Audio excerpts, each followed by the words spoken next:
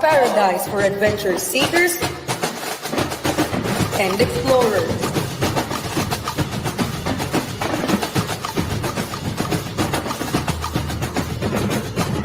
The cradle of Philippine noble heroes.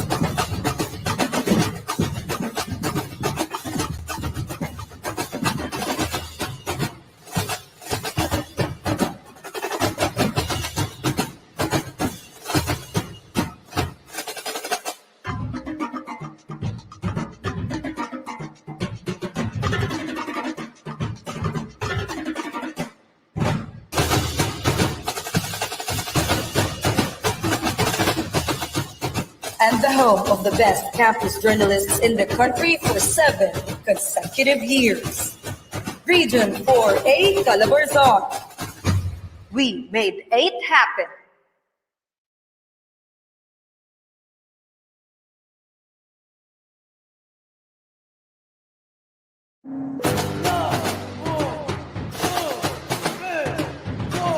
A paradise for adventure seekers and explorers.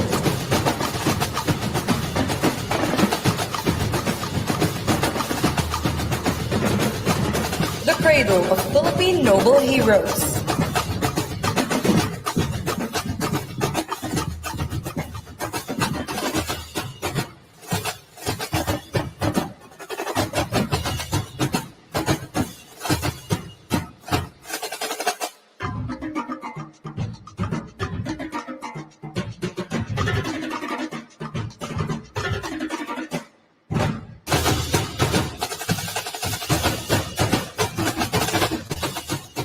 And the home of the best campus journalists in the country for 7 consecutive years. Region 4A, CALABARZON. We made 8 happen.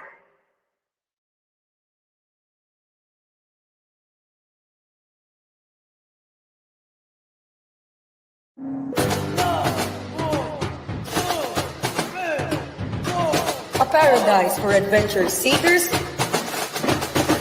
and explorers.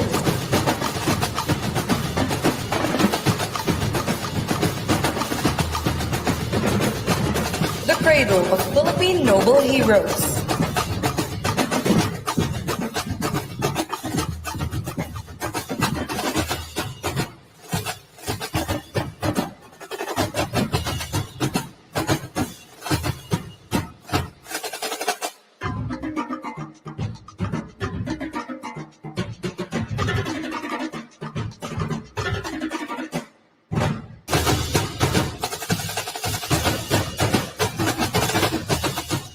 And the home of the best campus journalists in the country for 7 consecutive years. Region 4A, CALABARZON. We made 8 happen.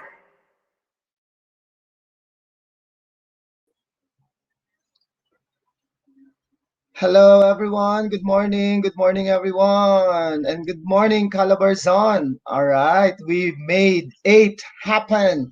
I hope marami ang nakikinig at nanonood na sa atin at the moment. Para actually at the moment, right, this moment, medyo very few pa lang kasi siguro they're preparing. For the information of everyone, we have 5 sessions. Ito lang yung live. Yung 4 other sessions are in, I'd say, private room. All right, so but before we formally start with this session, may I ask everyone to let's express our pagiging makabayan by singing our national anthem, and afterwards by reciting the Pledge of Allegiance to the flag. And this will be followed by the doxology and then the CALABARZON March, all via audio-visual presentation.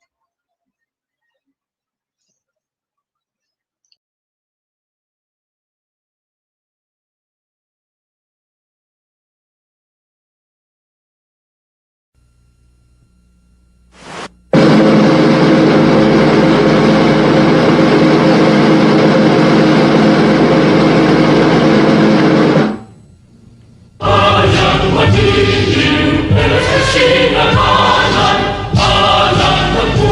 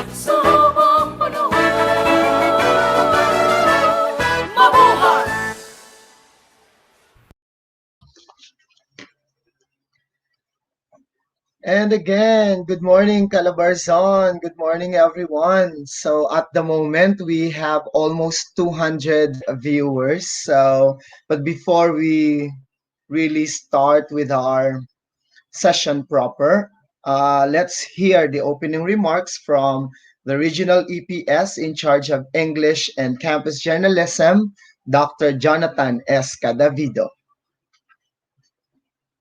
Sending my sincerest thanks and appreciation to the 1,800 participants from the 21 schools division offices attending the 2021 Calabarzon Campus Journalism e-Roadshow, the largest online gathering of student publication advisors in Region 4A. To R.D. Willie, A.R.D. Ruth, CLMD Chief Sir Hob, Division Superintendents, Division Supervisors in charge of campus journalism, SPAs, trainers, volunteers, and advocates, a pleasant day to all of you. The 2021 C2JER generally intends to promote and sustain excellence in campus journalism in the region amidst pandemic. Specifically, this activity aims to enhance and strengthen Calabarzon student publication advisors' competence in producing quality and excellent school papers, share their best practices in campus journalism management in their respective schools, reinforce character development among campus journalism practitioners, provide free training activity for skills enhancement of Calabarzon SPAs, and promote bayanihan spirit among our homegrown trainers, facilitators, volunteers, most outstanding school paper advisors, and NSPC winning SPAs. I am so thrilled to feel the immense support of everyone in materializing this large gathering. This pandemic has hindered us from visiting SDOs in conducting our roadshow. However, this has not stopped us in exploring various platforms in reaching the corners of Calabarzon.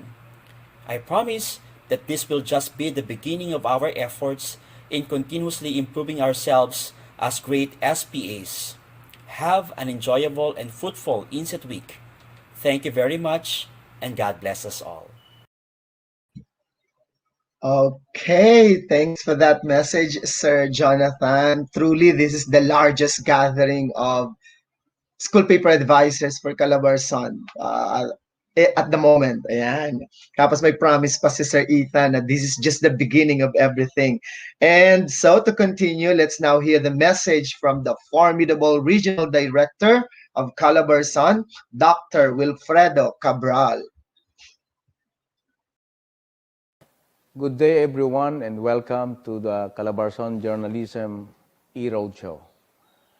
This is an initiative of the region to ensure that despite of the pandemic that we are facing right now, we are all given the opportunity to further improve and hone our skills in the area all of us love most. So with all of these activities, we would like to find out whether our homegrown talents can possibly take the next mile towards success and raise the bar of our achievement in the area of campus journalism. We all know that we have been doing better for this activity, and we are looking forward that after this activity, when we are now facing and experiencing what we call new normal, we will have a new approach, a new perspective, and a new way of doing the best that we can for journalism. This virtual activity will provide as well an opportunity for you to look forward for what will be happening next and to disengage from the worries of being at home and be able to spend your time on a more rewarding and challenging activity. So stay on, learn from the experts, and contribute. Participate actively because this will once again determine how far we can go in this campus journalism. Welcome and good day to all of you. All right, thank you, our RD, our formidable RD, Dr. Cabral. Listen to the expert now. Okay, so once again, good morning, good morning. At the moment, we have 200 plus in our YouTube. Okay, so I suppose everybody's around yung ating three clusters.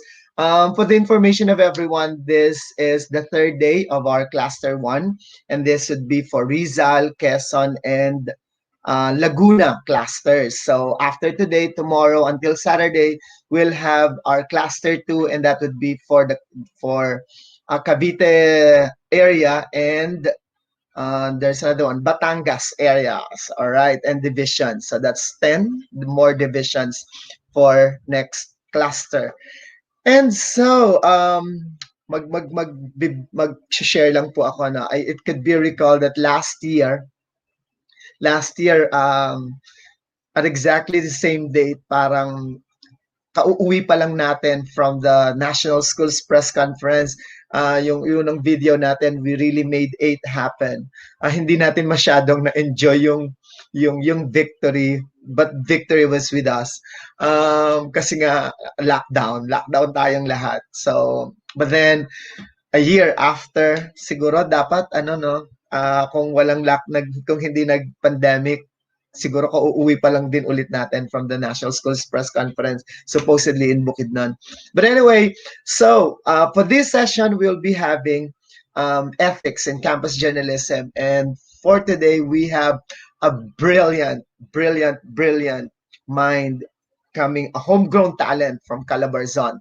And without further ado, allow me to introduce this speaker who happens to be a great friend of mine, a really good friend of mine. He is the regional president of the Regional Association of School Paper Advisor and also a national officer serving as the treasurer of the National Association of School Paper Advisors. And he is the advisor of the national winner Mensaherong Paltreño from Paliparan National High School. And so, Calabarzon, let's give it up for very amiable ang tinaguri ang Miss Minchin ng Calabarzon. Ayan. Sir Irlo Dumo. Sir. Hi, good morning. Hello, good morning. Good morning, Sir Irlo. Kumusta? I'm good and medyo ina-assist ko rin yung iba nating mga kasamahan na nasa kanilang mga rooms. Oo nga eh. Okay, ayun nga, no, for the information again of everyone, we have four other ongoing sessions. So we have TV broadcasting, radio broadcasting, collaborative, and the other one is online publishing. Ayan. All right. So, sir, the floor is yours now. So, good luck, sir. Thank so you. much. All right. Thank you very much, Sir Dennis. So, great morning, victorious school paper advisors of Region 4A Calabarzon. Wow. The topic today is all about ethics in campus journalism. Woo. Oftentimes, we exclude this topic in the conduct of our training in Calabarzon as we dealt mostly on the different categories of campus journalism, such as news, sports, editorial, etc., etc., etc. But this year, we believe that it's high time for us to revisit ethics in campus journalism so that we, school paper advisors, will be guided on doing our task properly. So my topic for today's session is all about ethics in campus journalism. Let me share you first my PowerPoint presentation.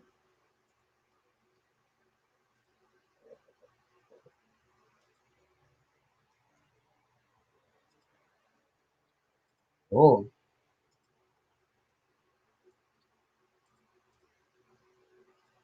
Wait lang po, medyo nagluloko ang aking ano.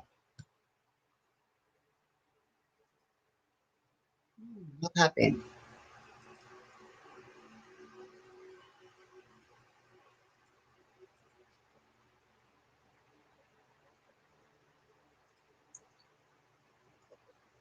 Wow, ito ang problema pag naka-live talaga minsan. Okay? Medyo kahapon na-practice na namin itong application window. Ngayon ay hindi na naman siya nagbubukas. Okay? Wait lang po. Ayan. Sige, kaya mo yan, kapatid. Hindi nagbubukas ang hindi siya nag-share. Okay? Okay. Okay. Habang inaayos ni Sir Irlo yung kanyang presentation, reminder lang po doon sa ating mga viewers sa ating YouTube. If you have questions po or clarification or other things that you want to say o gusto nyo magpa-shout out, ganon, please key in sa comment section ng ating YouTube. So, yung mga bumabate, kapatid Irlo, ang dami-daming bumabati dito. Oo nga eh. Ayan, we have from Cabuyao, from Laguna, San Pablo, from Calamba, Tayabas. All right, we have from, sabi ni Rafi Jan Jose, present sila from San Mateo Elementary School, that's in Rizal. Okay, good morning, Miss Cristel Albanyo from San Pablo. Okay, we have from Lucena, from Santa Rosa, Tayaba, San Jose Elementary School, Elaine Coronel. We also have from Pulo Elementary School, that's in Cabuyao. Okay, and from Bacoor, si kapatid na Yuri is watching us. Hello, Miss Yuri.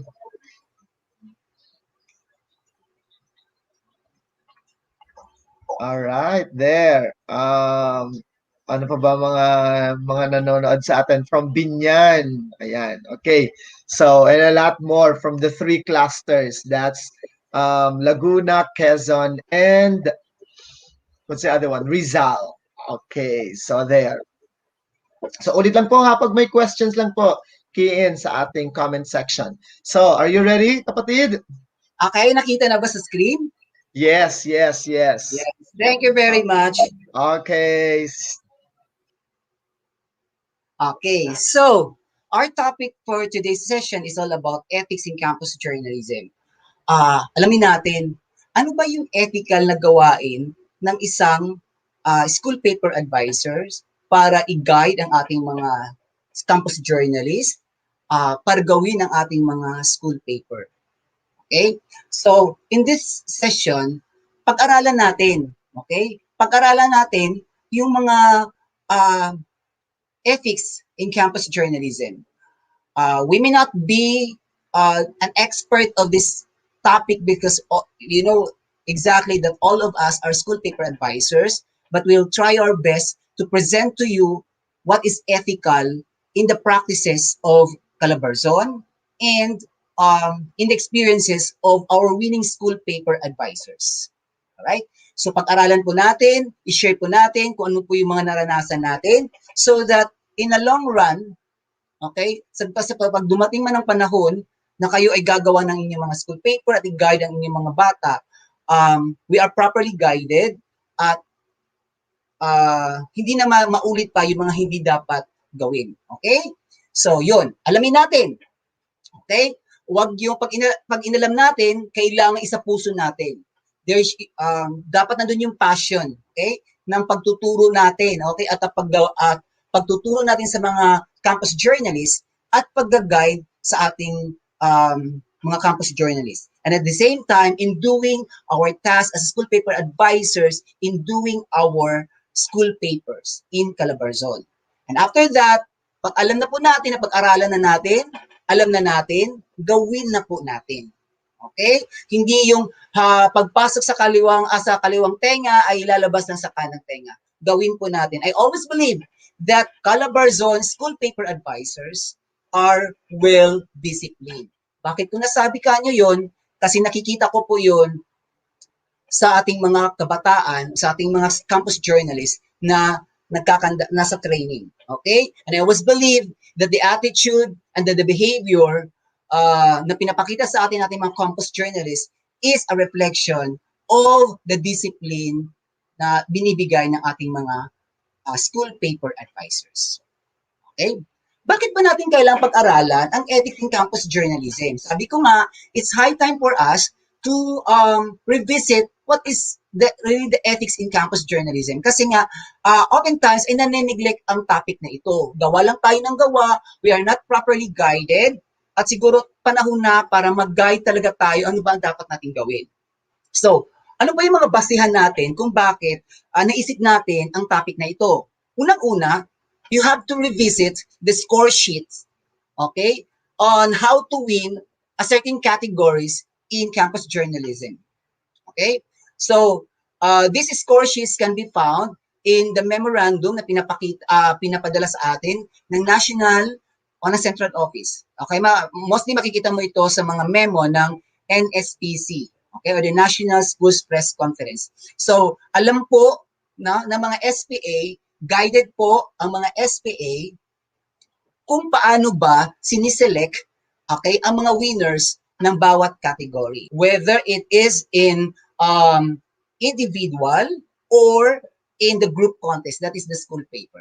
Now, what I'm going to present to you are the basis on paano nila ginajudge yung mga categories na yun. Okay? Now, if you try to look at the score sheets, okay, kaya may time kayo, okay, i-download nyo po yung NSPC memo, makikita nyo po yung mga score sheets doon. Makikita nyo doon sa score sheets, 10% of it is the ethics. Okay? Both in the individual and in the group contest. Okay? So may 10% po doon. Ano ba yung 10% doon? Ano bang laman ng 10% na yun? Okay? Now, if we're talking about the individual contest and the group contest, specifically editorial, news, feature, sports, cartooning, photojournalism, sci-tech, and column writing, makikita nyo doon, okay? Makikita nyo doon na under ethics, sa 10% sa pag-rate nito, nandoon yung observes, ethical, and professional standards for journalism. Baka kasi sabihin nyo, campus journalism lang tayo, pang school lang tayo. No. Okay? Kahit nasa school tayo, we have to practice ethical and professional standard for journalism. Ano ba yung ethical and professional standard for journalism? Unang-una, yung fairness. Okay, i-discuss ko yan mamaya, okay? Fairness. Ano ba yung fair? Okay? Pag kumuha ka ba ng information, fair ka ba? Balance ka ba sa pagkuha ng information? Yung, for example, if there is there are witnesses on a certain event, ang kinuha mo lang ba ay isang tao lang? Okay? Kung may pangyayari mang event na hindi ka kagandahan, ang kinuha mo lang ba is yung positive? How about the other side of the story? That's what we call fairness. Okay? Kasi makikita po yan pag ginajudge na po yung mga jury natin, ang ating mga gawa ng mga bata natin. Pagkabasa po ng judges niya, nakikita nila, wow, it's a one-sided story. Okay? So isang informasyon lang isang tao lang ang kanyang in-interview para kuna ng information dito sa activity na to. Okay? Next, relevance. Ano ba yung relevance? Relevant. Okay? Ibig sabihin, pag kumuha ka ba ng information, okay? Yung mga tao bang ini-interview mo, kinukuha naman information, sila ba talaga yung karapat-dapat na tao na interviewin mo? O medyo naging lazy lang tayo, ang mga bata natin, sa pagkuha ng information, kung sino-sino na lang ang mga in-interview, wherein those people are not that important or they are not really the appropriate people or persons na dapat una ng interview. Okay? Yun. Next, accuracy. Okay? When we say accuracy, dapat accurate po talaga. Okay? Lagi natin sinasabi to sa news writing. If the name of a person is Pedro, P-H-E-D-R-O, At pagkabasa mo ay nakita mo ito na Pedro, sabi mo, ay mali, dapat Pedro. Okay? Check your sources. Baka nga may H yung pangalan. Binago mo yon, that's no longer accurate. Okay? That's what we call accuracy. Now, in editorial and column, yung observes ethical and professional standards for journalism, isa doon sa mga sub-criteria ay ang originality. Okay? Ibig sabihin, mismong bata may sarili siyang way to present ang kanyang article. Okay? It's the same way as editorial cartooning. Okay? Laging sinasabi nga sa cartooning na minsan yung mga bata dahil sobrang idol nila, ang mga writer o ang mga cartoonist ay ginagaya nila ang mga dibuho ng mga taong ito. Okay? Like for example, there was a time na napakaganda talaga ng yung mga cartoons na pinapakita ng Philippine Daily Inquirer. So ginagaya naman ito ng mga bata. Doon na nga nauso yung cross-hatching. Okay? Kasi dati, ang hilig nila sa shading na blending. Okay? Pero nung makita nila ito sa Philippine Daily Inquirer na cross-hatching is very much in, ginagaya na nila. To the point na nag-suffer ang kanilang skills. Okay? So there should be originality. You should own it. Okay? Lagi sinasabi, dapat sa kanya yun. Okay? Na pag nabasa natin iyon, gawang Quezon to. Gawang Laguna to. Gawang Rizal ito. Okay? So that's it. Next is, under the news, feature, sports, cartooning, and photojournalism, there should be balance. Okay? So, ibig sabihin ng balance, like for example, sa sports, no? May naglaro. Okay? Kunan mo ng information yung winning team. Okay? Kunan mo rin ng information yung losing team. Okay? Huwag tayo one-sided story lang, na yung winning team lang ang interview, yung member lang ng winning team ang interviewin natin. Okay? Because there is another story of that. Okay? Iyon yung sa losing. Ano ba yung nararamdaman nila? Okay? So yun ang tama. Okay? Kunan mo lahat ng informasyon and then try to filter all those informations that are essential for your article. That's what we call observes ethical and professional standards for journalism. Next, under these categories again, the respect of subjects' rights. That is photojournalism. Okay? Bakit? Kukunan mo ng picture. Okay? Kukunan mo ng picture. Naggalit tuloy yung tao na kunan mo ng picture. Akala nyo ano yun. Okay? You ask for their respect the rights naman. Okay? Na ayaw lang magpakuha ng picture. Okay? So kung sabihin mo, mga sir, mga ma'am, pwede po bang makakakuha ko ng picture habang may ginagawa kayo dyan? Just go on with your way and I will be taking the photos. Is it okay? Something like that. Okay? So malaking issue ito, okay, lalo na sa Calabarzon, kasi ang Calabarzon daw, lalo na sa elementary, ay mahilig daw kumuha ng picture ng mga bata. Kasabi nila, pag ang picture daw ng bata ay dapat daw tinatakpan ng mata. Okay. Later on, I will be joined by Sir Vidar again for the open forum and we're going to discuss on that matter. Okay. So far,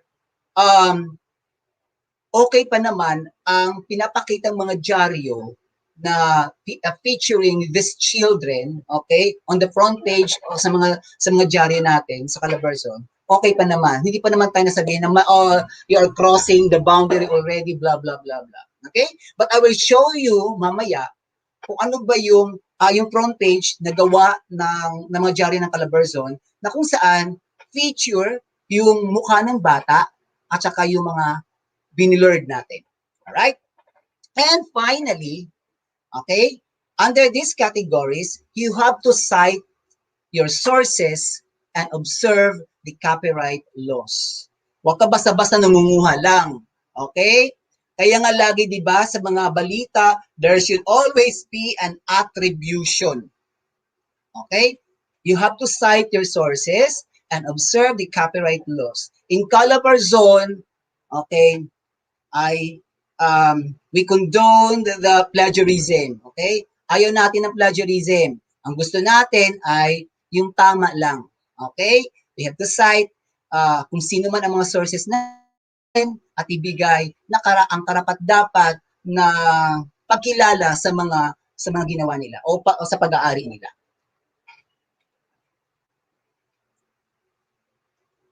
Alright, next. Under the collaborative desktop publishing, okay, makikita niyo dito yung ethics. Again, it's 10% of the score sheets. Okay? Nakalagay doon, observes standards of journalism in terms of fairness, relevance, accuracy, non-libelous statements, and obscene content. Ano ba yung obscene content? Nako, nakikita natin yan sa photojournalism, sa cartooning. Alin bang mga bagay-bagay ang hindi dapat nakikita doon sa part na iyon? Okay? Mamaya ay nagkumuha ng picture yung mga bata nyo, okay, at hindi napansin, okay, kasi nangyari ito eh. Hindi napansin na ang background pala ay yung mga nakasampay ng mga panty at bra. Kaya nung tinignan namin yung photo, tawa kami ng tawa, ano ba to? Okay? Nasa Divisoria ba tayo ng mga underwear? Okay? So that's it, okay? So iwasan po natin yung mga bagay-bagay na yon. O kaya maaring gumawa ng editorial cartoon. Ito, mahilig pa naman ang mga bata to, lalo na yung mga elementary, no, na bata natin. Kasi hindi pa masyadong filter ang kanilang ideas. So minsan, yung drawing nagpapakita ng puwet. Okay? Sa cartooning. Okay, it's a no-no. Okay? We have to revisit the objectives of campus journalism. Okay? Ginawa ito para mag-instill pa rin ng values sa ating mga kabataan. Alright? Next, online publishing. Ano naman yung 10% doon sa ethics ng online publishing? Una-una, again, observes standards of journalism in terms of fairness, relevance, accuracy, and balance. Okay? And has no potentially libelous or obscene content, plagiarism, and copyright violations. Bakit nakasama to sa online? Kasi sometimes, ang kinukuha niyong materials ay online. O, nag-grab lang kayo ng mga materials sa online without proper citations. Okay? Tapos nagulat ka during the contest. Ang ganda-ganda ng dyaryo mo, pero hindi lumusot sa top 10. Okay? Why? Kasi na-disqualify siya. Kasi meron doon, may violation doon. Maaring it's a plagiarize or yung copyright violations. So yun po ang mga iwasan natin. Now, there are times also na sobrang gagaling ng mga SPA ng Calabarzon na kalimutang lagyan ng citation ang mga artwork nila. Yun po ang iwasan natin. If you are the one doing it, make sure you put your name on it. Gawa ni, kuha ni. Okay?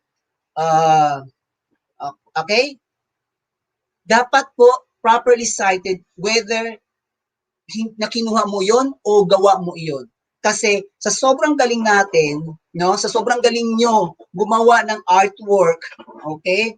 O ng mga infographics, okay? Sa sobrang galing nyo at ilalagay nyo sa SciTech, okay? At nakalimutan nyo ilagay ang properly cited ang mga infographics na yun. Tuloy akala ng mga judges na kinuha mo lang ito sa kung saan-saan at hindi ka naglagay ng citation. So maaring ma-disqualify ito. So yun po ang mga dapat iwasan natin. Okay? Kaya sabi ko nga sa inyo ngayon is we are doing this based on the experiences and the practices that the school paper advisors of Calabarzon experienced. Okay? Now, ano po ba yung mga pointers to remember in ethics in campus journalism? Unang-una, okay, strive for accuracy. O, dito na talaga, na-explain na ito. When we say strive for accuracy, we seek and prioritize first-hand sources. Huwag po tayo kukuha lang ng mga second-hand sources. Sabi po kasi ni, okay? O, kasi maari From one mouth to another mouth, may nadagdagan at may nababawasan ang information. So mas maganda kung ang information mo ay manggagaling mismo sa taong nakasaksi. Okay? O sa taong dapat makuha ang mga information. Okay? So seek and prioritize first-hand sources. You should practice that. Okay? Baka sabihin nyo, hala, hirap-hirap naman. Well, in Calabarzon, nothing is impossible. I still remember when the Lipeñas Cup advisor, nung sinabihan siya, di ba interviewin niyo si Ate V? Okay? Interview si Ate V at ilagay niyo sa inyong picture. Okay? Many thought, naku, hirap naman nun. Vilma, Diyos ko, artista, at the same time politician, kailangan mo kumuha muna ng kumuha ka na ng time para sa kanya, para ma-interview mo siya. But you know what? They were able to do it. Because I always believe, if there is a will, there is always a way. Okay? I also remember, Sir Dennis, sabi niya, pinagawa siya ng, paano ba yun? Yung isang tao sa Cavite na talagang kilala, no? I'm not so sure kung ano ba siya, yung masamang tao ba siya sa lipunan. I'm not so sure of that. Basta, namblema siya kasi paano ko interviewin ang pamilya nito at saan ko hanapin ito.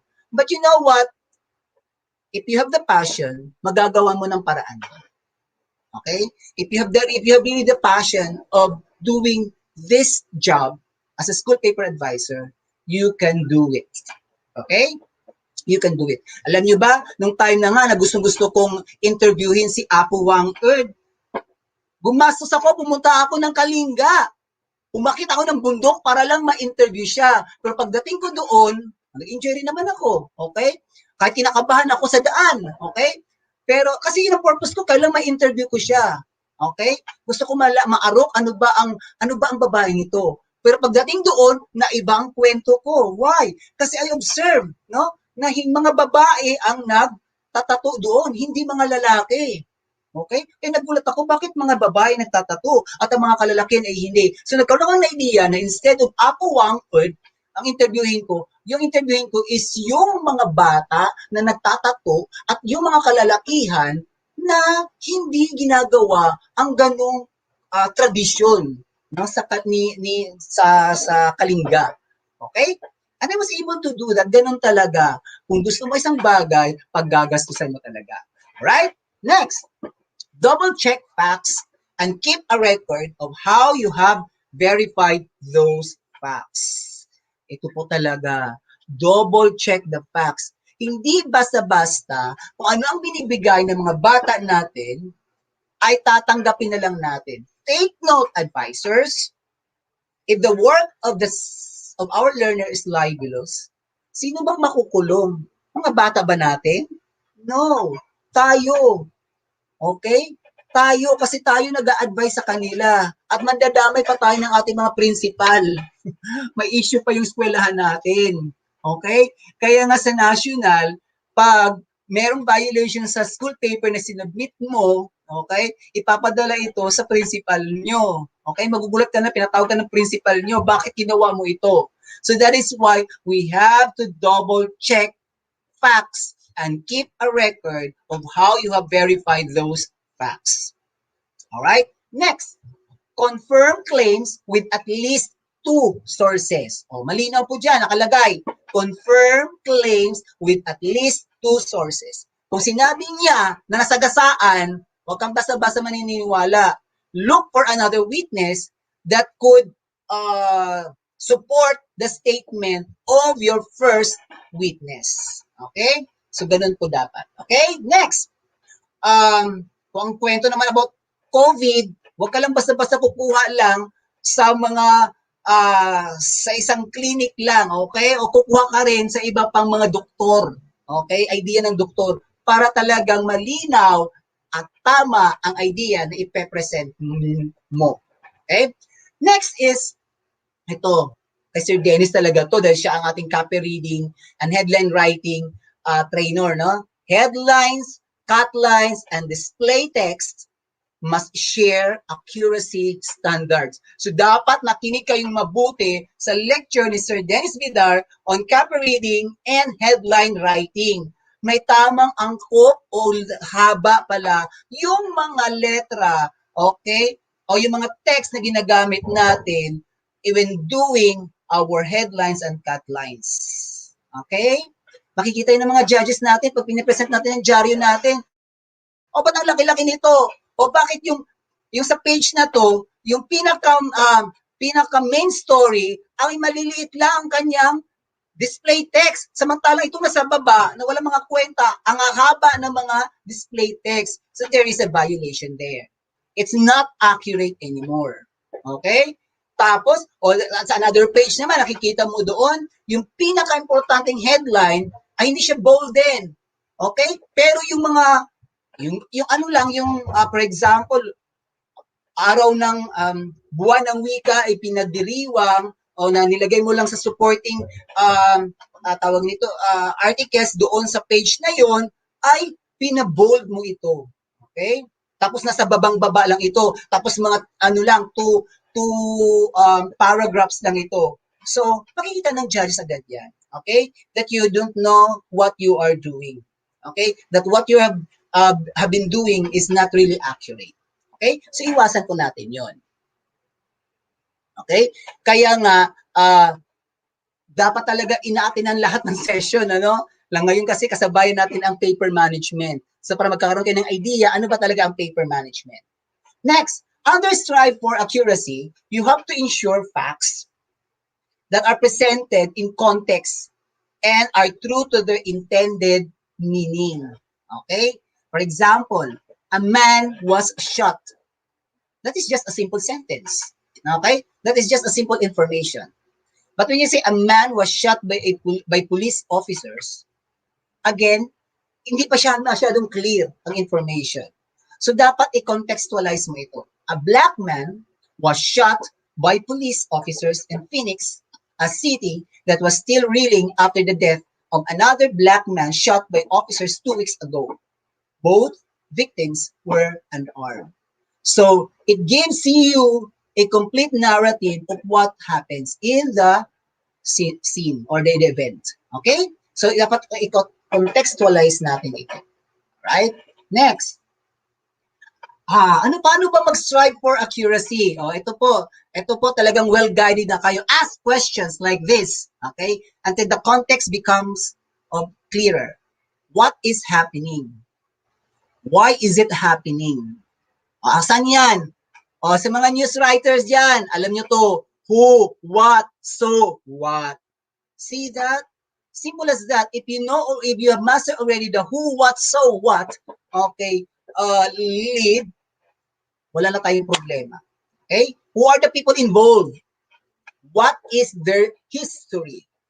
Kunin natin. Kaya nga 'di ba sa sports, pag sa UAAP, pag naglaban na naman sa championship, ang Ateneo de Manila at ang De La Salle, kinukuha nila, binulatlat lagi, bubulat-latin agad nila yung history ng paglalaban nung abot pa ng 1970s, blah, blah, blah, hanggang 80s, so something like that. Okay? Because those are important. Okay? Okay, in the story. Side story kasi yan, mga iba-iba ng mga, may pinaka-highlight ng story, pero mas nagbibigay din kasi yun ng lasa sa information na pinipresent mo. Alright? What is the history of events like this? Is it significant? Significant ba talaga? Okay? Is there statistically significant data? Naku, CALABARZON, mahilig sa data. So you have to master, okay, ang pagsulat talaga gamit ang data. Okay? And I believe that our students are able to master that already. Okay? Dahil na rin sa mga SPA yan. Pero sa mga bagong SPA, okay, pag-aralan nyo talaga, ano ba ang dapat gawin? Okay? In using the data, okay, at ita-translate into an information, whether it's either writing or a news, etc.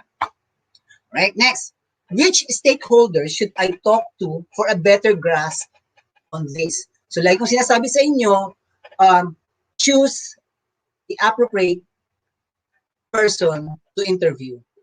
Okay? Huwag basta-basta nag-i-interview ng nasabi-tabi lang, mga tambay lang dyan. Okay? Maari ang tambay importante kung talaga sila mismo ang nakakakita sa event. Pero kung wala silang alam sa story at malapit na sila doon sa pangyayari, tapos tanungin mo na wala na silang alam at magbibigay lang sila ng kanilang opinion, so scrap po natin yan. Okay? Hanapin natin yung tamang tao. Okay? For a strong information to be presented in the article that your CJ is going to write. Next, ask your sources. How do you know that? Okay? Nagbigay sila. Okay? Paano mo nalaman yan? Yung sinasabi ko kanina, huwag lang basta-basta kukuha ng tambay dyan na nakitambay lang at hindi taga nakikita niya yung totoong pangyayari. Okay? So, ask your sources on how they were able to know that. Okay? Dapat sabihin nila, mismo nakita ko po sa aking mga mata. Meron pa po akong video. Mas maganda yun. At least, may evidence. Now, ethics in campus journalism. Another one is kanina strive for accuracy. Number 2, we have to be fair and impartial. Fair and impartial. Bilang isang manunulat, whether CJ ka or SPA, medyo tanggalin mo natin yung emotion. Okay? Na medyo may umiyak ka na rin. Okay? Kasi mangyayari niyan, magiging impartial ka. Magiging bias ka rather. Magiging bias ka. So, para maging fair, kunin mo yung two sides of the story. Be fair and impartial. Don't jump to conclusions that are not supported by your information. Lalo-lalo na sa editorial at saka sa column writing. Huwag basta-basta mag-conclude kung hindi naman itong bombarded ng enough informations para masabi mong tama talaga ang iyong opinion. Okay? How are you going to persuade people to believe on your stand if it lacks informations, if it lacks data? Okay? Maniniwala ba? Kung opinion mo lang yan, okay? Essay lang yan, pag-iisip mo lang yan, di kami basta naniniwala niyan. Pero kung ipe-present mo sa amin ang mga informations, ang mga datas, okay? The interviews, the research, okay? Kung ipe-present mo sa amin, well, that's the time that we are going to be persuaded to believe on your stand. All right, next, give those you are writing about the opportunity to respond. Okay? Kunin mo rin sila kunin mo rin sila ng kanilang opinion. Okay? Sabi nga, huwag maging one-sided.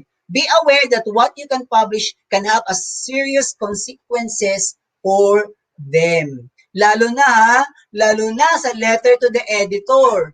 Okay? Yan, doon pumapasok lagi ang mga potentially libelous statement. Potentially libelous information. Okay? Nagreklamo lang yung isang tao about sa, let's say for example, MOOE, pinabish mo doon, hindi mo lang kinuha, okay, ang information that sa office of the principal, pinabish mo na agad, at tuloy nung na-publish yun, nag-iba ang perception ng mga bata o ng mga teacher na nakabasa tungkol doon sa letter to the editor. That is potentially libelous information. Kasi hindi ka kumuha ng opinion doon sa opisina na dapat kinuha mo at isulat mo doon in response to that letter to the editor. Kaya nga yung letter to the editor, dapat talaga sinasagot yan eh. Okay? So that's it. Okay? Next. Never assume. Never guess. Example, direct quotes. Calabarzon, tigilan nyo na. Kasi, minsan nagre-reklamo ang mga judges natin. Okay? For example, gagawa kayo ng direct quotes. Tapos, yung direct quotes, dire-diretso. Dire-diretso ang pagkasulat as in perfect ang grammar, perfect ang construction ng sentence, and the judges are thinking, sinabi ba talaga ito ng taong iyon? O maaaring kinilter na ito ng writer at tinama yung dapat. Remember that when we are reading national papers, makikita natin minsan, di ba may mga quote-quote pa sila, ibig sabihin yun ang dapat na isuin na ilagay, o minsan may mga dot-dot-dot pa sila, kasi may may pinutol na statement na hindi naman dapat importante. Pero, ang iba sa atin, pag gumawa, perfect na perfect. Okay? So that might be, nakita ng mga judges natin na, this is actually unethical. Okay? Na binabago mo, direct quotes ito eh. Ibig sabihin, galing talaga sa bibig niya. Okay? Tapos, all of a sudden, ang perfect ng pagkasulat, talaga, hindi mo lang nabulunan yung tao na in-interview mo. Okay? Or something like that. Okay? So, we must be very careful in writing for direct quotes. Okay? Next, be balanced. Be balanced. Avoid favoritism. Lagi ko sinasabi to sa sports. Okay? For example, naglaban ang grade 6 at saka grade 5. Ang writer ay grade 6. Okay, championship ito ng basketball sa Intramuras. Natalo ang grade 6 ng grade 5. Dahil ako ang writer na grade 6, pinalabas ko pa rin na pinalabas ko pa rin sa dyaryo ko, sa article ko, yung pagiging sikat ng grade 6. For example, grade 6 tinalo ng grade 5. Pwedeng okay siya, di ba? Pero sa loob noon, okay, sa lead, ang ginawa mo ay pinataas mo, okay, ang grade 6. Pwede bang grade 5, pinulbos ang grade 6 para mas strong ang headline noon? Di ito mga batang ito ay tinalo lang ang kanilang mga seniors. So avoid favoritism, okay? Tapos sa interview mo, mas pinahalagan mo ang mga losing team kaysa winning team. That's not balance. Okay? Dapat unahin mo muna kung sino yung mananalo, saka yung mga natalong team. Always look for the other side of a story. Do not take sides. Do not take information out of context. Do not stereotype. Okay? Okay? Kung natalo man ng grade 6 sakali ang grade 5, kasi mga bata pa talagang grade 5 kaya kayang talunin nyo ng grade 6. That's stereotyping. Okay? Okay? So, those things ay dapat nating tandaan at iwasan na mangyari. Okay? Next, do not make up, exaggerate, or embroider information to make a story better. Okay? Minsan kasi, ganito nangyayari. There was an event. Dahil minsan tinatamad, ayaw na puntahan yung event at tingnan. Kukuha na lamang ng program. From that program, gagawa ng balita, gagawa ng isang article. Okay? Is that enough? No. It's not enough. Paano na lang ang mga speeches ng mga taong na-invite dun sa program na yun? So what you're going to do is to create their own speech na hindi na sinasabi. What if pag nabasa nila yan at hindi sila pabor doon sa mga sinulat nyo? Okay? Magkakaproblema pa tayo niyan. So wag kang basta-basta gawa-gawa ng story. Hey, you're a journalist. You're not a fiction writer. You're not a novelist. Nagagawa ka ng story. If that is your forte, get out of campus journalism and practice novel writing. My gulay. Huwag ganun, okay? Kasi napapansin nyo ng ating mga judges. Okay? Next, do not lift the materials of others. Plagiarism is a very serious offense that can result in termination.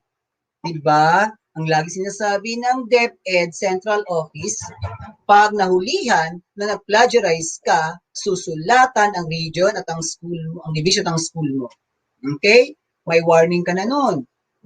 At pag inulit mo yan, definitely tatanggalin ka na dyan sa pagiging SPA. Okay? Do not plagiarize. Okay? It's okay to use other materials but make sure magpaalam tayo. Okay? Na kunin natin, ipapublish natin ang mga ito. Give the proper citation to that person. Okay? It's not you. Okay? Nangyari kasi minsan sa akin sa bata ko eh. Ang ganda ng kanyang ginawang poem. Only to find out, buti lang hindi pa na-publish yun. Only to find out, nagdududa kasi ako eh. Bakit napakagaling na kanyang haiku? Natula. Only to find out na kinuha lang niya pala yun sa isang published newspaper. Tinanong ko pa siya nung una, gawa mo ba talaga to? Kasi nagdududa talaga. Sabi niya, opo sir, ako gawa ko po talaga yon. But deep inside, di ako naniniwala talaga eh. There is something eh. Yung ano ba, yung, ang tawag nun, hunch, ang sasabi nila, na parang hindi ako naniniwala sa sinabi ng batang to. Kaya talagang nag-research ako at nakita ko nga hindi nga gawa ng bata. Okay? So that's it. Okay?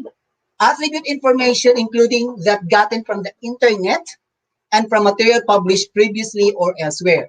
Kung kukuha kayo sa internet, mostly of you, itatype nyo na sa Google. Si Google naman, let's say for example, kung ito ay picture, si Google naman ay ilalabas niya doon sa images. Kinuha mo agad, tapos ang citation mo ay si Google. No, that is not the right way to cite. Okay? Si Google ay lagayan lamang, kinuha lang ni Google yun sa original site. So again, go back, okay? Go back to the strive for accuracy. Okay? Ang nakakasulat doon ay yung first-hand sources.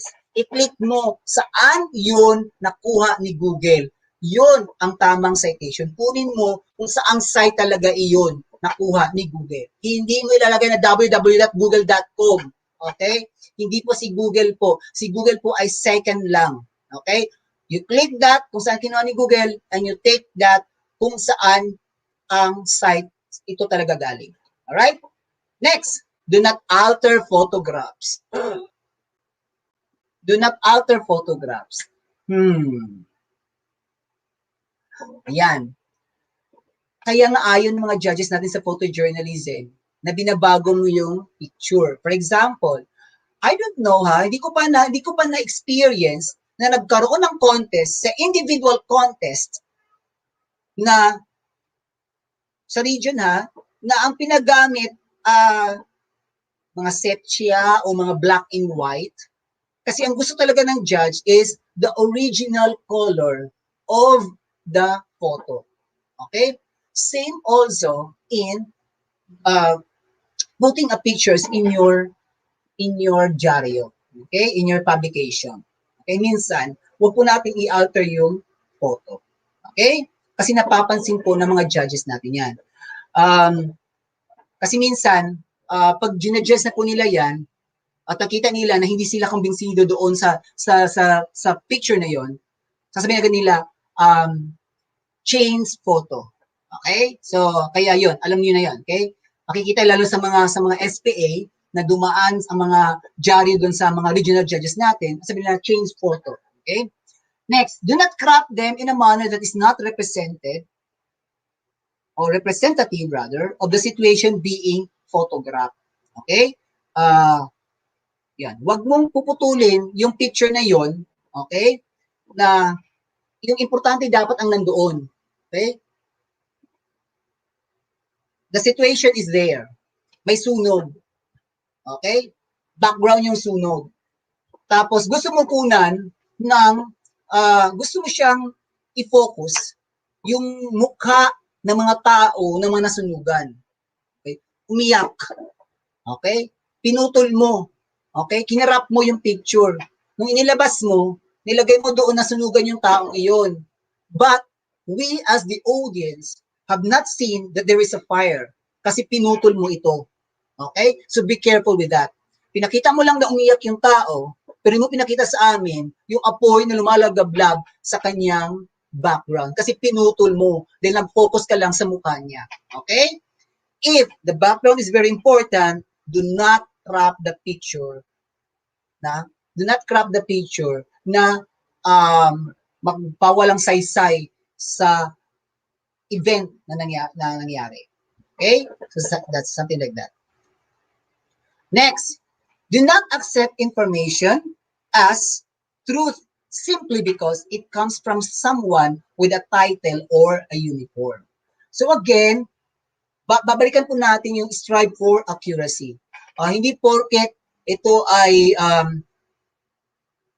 itong taong ito ay talaga namang in uniform, may police or a military or someone na talaga namang may reputasyon sa buhay, ay basta-basta ka na lang din maniniwala. Okay? Somehow, baka tinatago din nila ang katotohanan. So again, go back for the strive for accuracy. Okay? Sa sinabi niya, kailangan mag-verify ito ng ibang tao. Okay? Kung talaga bang tama ang sinabi ni ma'am at saka ni sir. Alright? Next, take responsibility as the eyes and ears of the reader or viewer and ask the questions that need to be asked. Always remember this, SPAs. Yung mga pinapagawa natin sa mga bata, ang dyaryo natin, ito yung mata, okay? Ito yung tenga ng ating mga audience, ng ating mga readers. Okay? Dahil sa mga impormasyon na pinipresent natin, they were able to know events that unfold. Okay? Maaring hindi nila nakita ito, pero pag nabasa nila ang mga article o ang mga information na ipinesent natin, ay malalaman nila ang mga bagay-bagay. Okay? And we have to be true to that. Okay? Kaya nga, ethical and professional standards of journalism. So, ibig sabihin, whatever the practices, okay, ng mainstream media, that should be the practice in the campus journalism also. Okay? Next, avoid anonymous sources, except in unusual circumstances and then only with approval of the editor. Okay? As much as possible, name names. Pero kung napakadelikado rin naman ang issue, okay, at gusto mo itago, that's the time na itatago natin ang pangalan. Okay? Name withheld upon request. Okay? Kalimitan nangyayari ito sa SciTech, no? Ayan, kasi according to the expert. Sometimes our regional justice doesn't like that. Name the expert. Huwag mong sabihin sa akin na expert kasi napakadaming expert. But you know, sometimes nakalimutan natin kunin yung pangalan, sabihin natin ayon sa eksperto. So dapat ayon kay, okay, pangalanan natin kung sino yung expert na iyon. Alright? Moving on, we have to correct errors promptly. Okay? Magagalit si Servidar pag hindi mo kinukorek agad yung error. Okay? Lagi niya sinasabi, error in facts, it's a no. Error in facts, laglag. Error in facts, talo. Okay? Why? Error nga, hindi nga totoo yung mga pinagpe-present eh. Okay? Tinetest nga kung alam niya talaga ang kanyang mga sinusulat, ang kanyang mga ini-edit. Okay? Makagawa-gawa niya lang yun. Okay? So those are the things that we have to consider. Okay? And these are the things that I am presenting you based on the experiences and the practices that we have here in Calabarzon. Now, di ko po napagpaalam ito kay Sir Villalobos, but kasi gusto ko tong sample na to eh. Okay? So makikita nyo dito sa material na to. Okay? Kasi laging sinasabi nila, naging issue to eh. Sir, paano ba pagbata ang subject? Okay? Paano sir pagbata ang subject? Okay? Kailangan bang blurred agad yung mukha niya? Okay? Well, sabi nga nila, dapat daw ganon. Ako naman, naniniwala, okay? And so far, okay pa naman yung ginagawa ng mga publication ng ating mga school paper advisors in Calabarzon. This one kasi, if you're going to read the whole story, okay? Ayan, fear grips City High amid gang war. Masyadong delicate kasi ang issue. Okay? Super delicate kasi ang issue na ito. Kaya, itong mga batang involved, because this is an actual, ano talaga, okay? Actual ito, no? Event na nangyayari sa City Hall ng Lipa, no? Kaya ibinilurd yung mga mukha ng mga batang involved. Hindi po ito basta-basta lang na picture na kinuha. This is an actual event. They are now practicing the professional photojournalist work.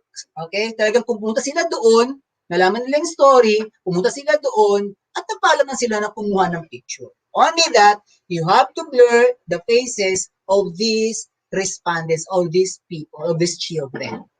Okay? Kaya po, biniblurred siya. Kasi po, we are protecting their innocence. Okay po. So, kailan magbi-blurred? Pag delikado naman yung story. Okay? At kung mag-jeopardize naman yung human rights, mababait naman yung rights ng mga bata, that's the time that you have really to blur their faces. Okay? Pero magpaalam pa rin kayo na kukunan sila ng picture. Okay? So, it's a no-no na basta-basta lang kukuha ng picture. Okay? Next. Ito naman yon kay Sir A sa Pepe. Sir, bakit ito hindi naka-blurred? Okay? Okay? Ang mga mukha, bata din naman yan. Ito sinasabi ko sa inyo that the issue naman dito is positive. Okay? Di ba masaya? Kung i-blurred mo yan, paano mo mapapakita masaya ang mga bata? Okay? Paano mo ito mailalaban sa Catholic mass media? Okay? Na mapapakita nila na masaya ang bata kung i-blurred natin yung mga mukha ng mga bata dito. Okay? So, what's the take here? Tingnan po natin yung bigat ng story. Okay? Kung ang picture ay nakaka-jeopardize sa rights ng mga kabataan, that's the time that we're going to blur their faces. Basta, magpaalam tayo na kukunin natin ng picture ng mga bata. Okay? Ano pa ba? Pero kung hindi naman, positive naman, yung issue na yon, okay? At pang-inspire sa mga kabataan, why not show their faces? Alam naman lahat ng picture mo sa mga estudyante mo sa school ay i-blurred mo. Ano na mukha yun? Puro blind. Di ba? Pangit din naman. So, depende po sa bigat ng story. Okay? Another thing in photojournalism, huwag po basta-basta kumukuha ng picture. Di ba minsan, pag kung nagpapakuha ng picture, pupunta kayo sa mga lugar na sabihin na nating kakaiba yung community. Saka kuha ka ng picture ng bata, maliit na bata. Okay? Pinicturan mo. Tapos, nakita yung mga private part ng bata. Okay? Well, that's a no-no. Bawal po yun. Okay? That is against already. That is unethical na magpapakita ka. Kaya sabi ko nga, yung mga puwet, yung mga private parts, ay bawal po yun kunan ng picture. Okay? Isa ang ganda kasi yung bata, no, talaga ang dumi-dumi ng mukha, papakita talaga yung kahirapan. Okay? So, please, okay? Ang values dapat ingatan. Okay? Hindi basta-basta lang, paano pag lumaki yung bata at makita niya yun? Okay? Anong sasabihin niya? Okay? So, those things should be, ay di dapat gawin. Right?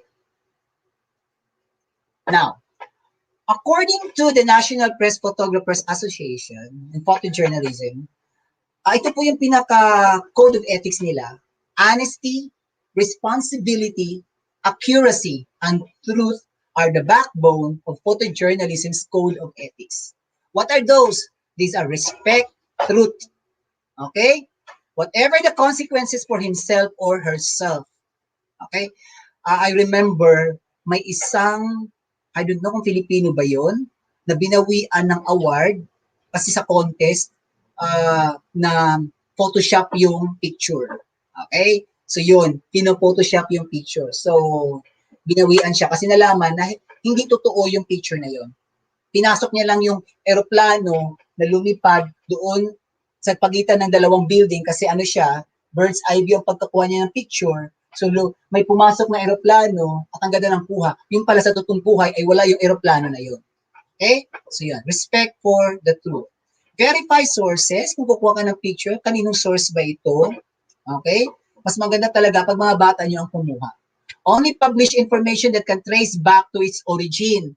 Kasi pag nagkakaproblema, alam mo kung saan galing yung kung sino talagang unang kumuha ng picture. Kaya nga lang sinasabi sa inyo, when you're going to take photos coming from Google, make sure that you visit the original site na nag-publish ng picture na yan. Kasi pag tinanong ko, kinuha ko po sa Google, paano pag i-deny ni Google? Okay, magkakaproblema tayo. Abstain from using any disloyal means to achieve photographs. Okay? Disloyal means. Sir, paano po mga Photoshop? Okay? Ayan. Paano po mga Photoshop, sir? Yun nga, ando na. That is under the code of ethics. As much as possible, the original photo must be remain. Okay? Never pay sources or subjects. Hay nako. Ito pa yan. minsan ginagawa ng mga kabataan natin. Uy, ano, bigyan ko kayo ng candy. Sa maglaro lang kayo dyan, pipicturean ko kayo. Okay? Ang tawag natin director's plant. Okay? Director's direction. Okay? Planting, farming. Okay? Sige nyo to, ganito habang gumagawa kayo, pipicturean ko kayo. Something like that. It's a no-no. At napapansin po natin ng mga judges yan, planting, may magsasaka dito. So sana iwasan po natin. Kasi our judges know exactly what our children or our learners or our campus journalists is presenting to them. Okay? Or presenting to them rather. Okay? Treat subjects with respect and dignity and abstain from intruding on private moments of grief unless it is justifiable and pressing reason for the public disclosure. Again, always tell your CJs, especially your photojournalists, to ask permission, okay, to get the photo, the necessary photo. Baka ayaw nila magpakuha ng picture. At huwag ipilit. Okay? Okay? Huwag ipilit. Never interfere with an event or attempt to change its course. Ay, nako. Naaalala ko yung kwento sa isang movie na si Jake Gyllenhaal ang lead. I forgot the title of the movie. No? Para makakuha siya ng magandang scope, no? Sa story at mga picture or video, okay, ay ina-alter niya yung event, lalo pag walang mga witnesses. So don't do that, okay? Para lang ikaganda ng materials mo, ay i-alter mo yung pangyayari. So do not do that. All right? Never set up or reenact the situation. Again, it's planting. Okay, gawin nyo to. Check. Okay? O kitang-kita mo agad. And always write a truthful captions. Okay? Dapat makatotohanan ang captions. Okay? And in Calabarzon, we use the associated the AP style of caption. Okay? And naituro naman iyon sa ating mga photojournalism sessions. Okay? So revisit again those lectures. Okay? I'm almost done. This is the Philippine Press Institute, the Philippine Journalist Code of Ethics. I will not discuss further on this, but I would like to remind the people na ito po yung Code of Ethics na sinusunod natin sa Pilipinas. Okay?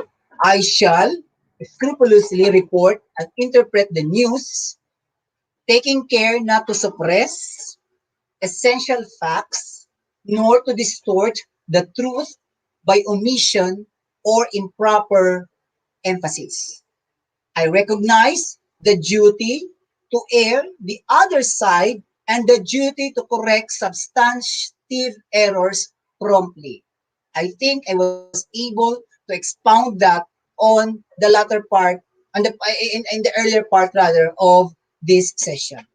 I shall not violate confidential information on material given me in the exercise of my calling.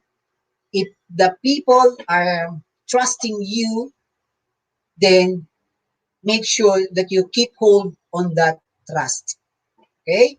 I shall resort only to fair and honest methods in my effort to obtain news, photographs, and or documents, and shall properly identify myself as a representative of the press when obtaining any personal interview intended for publication. Kaya pag pumapasok po kayo doon sa isang event, wear your press ID. Okay? Ako po, magpakilala po. Okay, that is the right way para po pagkatiwalaan ka ng mga tao doon sa event niyo. I shall refrain from writing reports which will adversely affect a private reputation unless public interest justifies it. At the same time, I shall fight vigorously for public access to information as provided for in the Constitution. Okay? Kaya pinaglalaban talaga natin yung freedom of information. Okay? I shall not let personal motives or interest influence me in the performance of my duties, nor shall I accept or offer any present, gift, or other consideration of a nature which may cast doubt on my professional integrity. Kaya ako, I'm so proud of the officers, board directors of the Calabarzon Association of School Paper Advisors. Magagaling ang mga ito. In fact, sila ngayon ang mga nag-conduct ng mga pa-training. Pero minsan, may talagang iba din sa inyo ay mga super magaling din. Okay? And during the contest, natatalo kami. Okay? And we accept that. Okay? We accept that losing. After all, we are doing this for Calabarzon. Okay? Yung pagkapanalo nyo at yung pride na iuwi nyo, na ibibigay nyo sa NSPC at ibabalik nyo sa Calabarzon, ay pride na rin namin. Okay? Kaya minsan na, laging sinasabi sa mga sa tropa, ang sakit ano? Okay? Natalo tayo, we are serving them. Talo tayo sa kanila. But that's what life is. Okay? In Calabarzon talagang marami ka talagang mapipili dyan ng mga advisors, whether officers or a member of this association. Okay? But what's good is, happy kami to serve you. Okay? Whether in winning or in losing the game. Right? And next, finally, I shall not commit any act of plagiarism. Okay? Please, hindi nyo po ba alam, pag sinubmit nyo po ang dyaryo nyo sa region, ang tumatanggap po niyan, ang region, tapos ibibigay na sa mga officers ng CASPA, at yon ay pinapatingnan na kung alin doong mga article ang plagiarize. Utang na loob, iwasan po natin yun, okay? At para rin na maibsan yung trabaho namin. Kasi ang dami na niyan. We are now 21 divisions, and I believe may papasok pa na division, San Pedro at saka Santo Tomas. I'm not so sure ha. Rinig-rinig ko lang. So kung sakali magiging 23 tayo, in each division ay magsasubmit ng dyaryo na 20. Tama ba? 20? At my God, at lahat yun 20 times 20 times 20 o 400 for example. 400 dyarios ang titingnan, ilang pages yan? 20 pages yan. Titingnan kung alin doon ang mga plagiarized, hindi cited, kasi nga nilalagyan yan para mapalagyan. Okay? Nilalagyan yan ng note para po baka nakalimutan nyo, okay?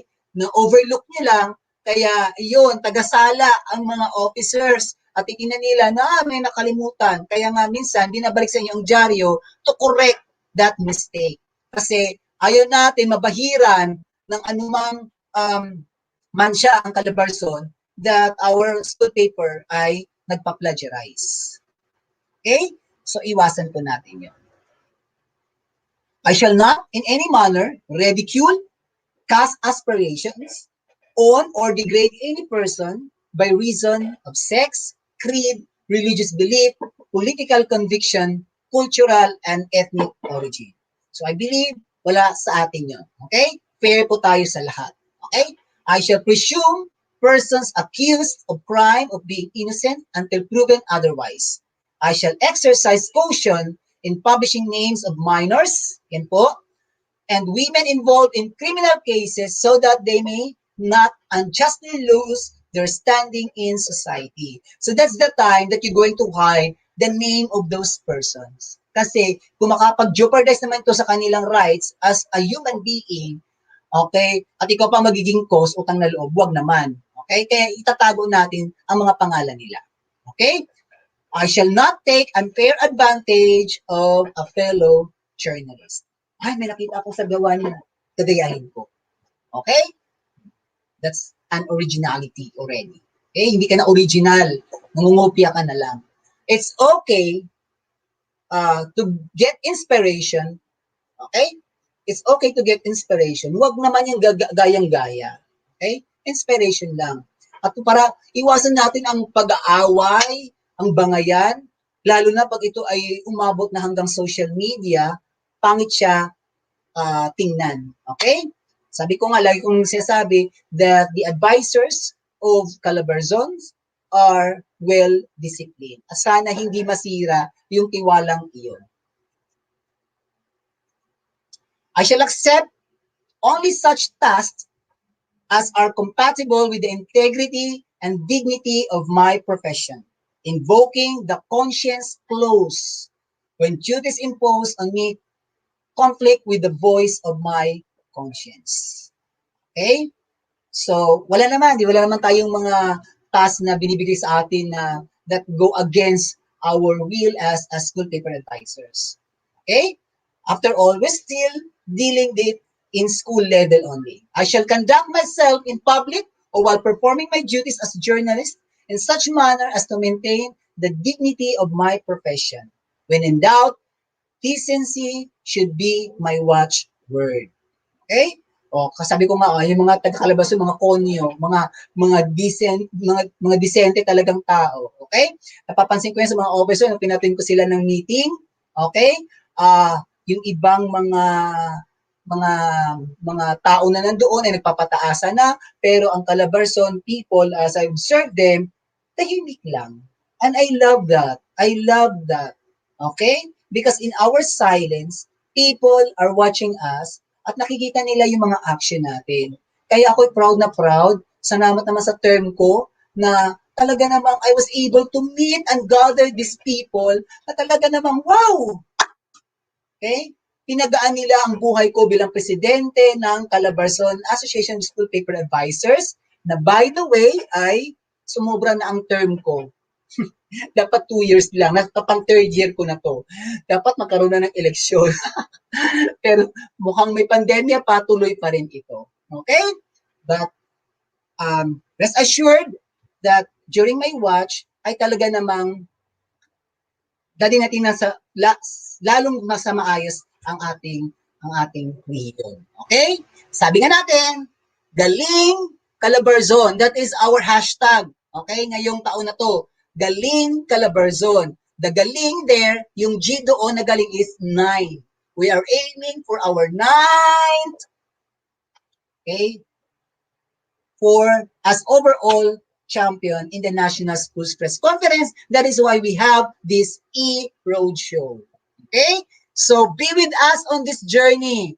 Hindi lang naman kami. Dapat kasama kayo. Kaya ako, I challenge all new school paper advisors na talaga pong gawin, no? Pakinggan lahat. Don't you worry, guys. I have already told all the speakers to post their materials, PDF lang po, their PDF materials sa ating FB group para totally guided kayo sa aming mga pinaggagawa.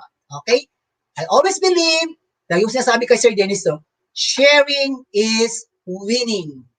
Okay? Matalo man ako, at ang pag-share ko ay nakapanalo sa inyo, panalo na rin tayo. We are one in Calabarzon. Alright?